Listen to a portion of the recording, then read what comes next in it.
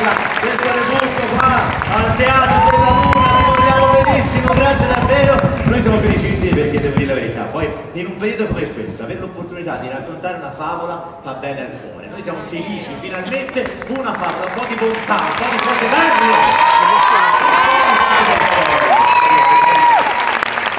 Io vi chiedo di continuare questi applausi, intanto per le persone che non vedete sul palcoscenico, che sono tutti i nostri tecnici e poi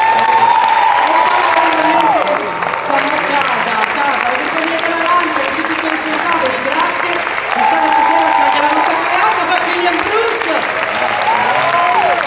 Marco Iacomalli.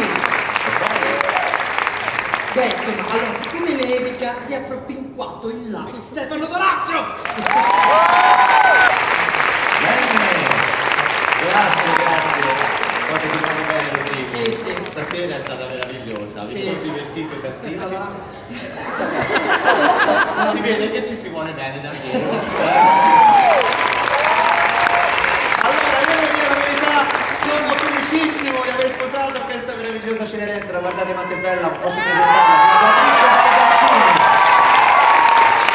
Grazie a tutti i nostri meravigliosi colleghi, grazie al nostro cast, ma io devo dire stasera mi sono innamorato di una donna che purtroppo non era disponibile per altri motivi. Signore e signori, io volevo ringraziare una grande protagonista della nostra serata, è lei, Katia!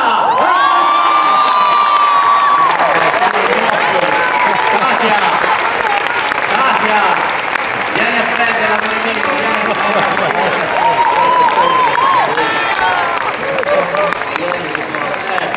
Mi raccomando, con la solita euforia che ti ha fatto ma già il fatto che tu sia rimasta sveglia veramente.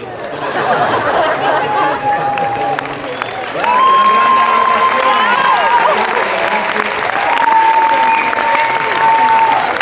Bene, Katia, scatenata, non riesce a contenere le emozioni. E poi lei che diventerà prestissimo una principessa e giustamente ha scelto di non sposare voi, principe, esatto. Michelle!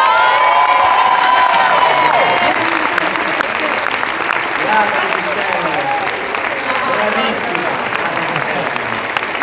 grazie.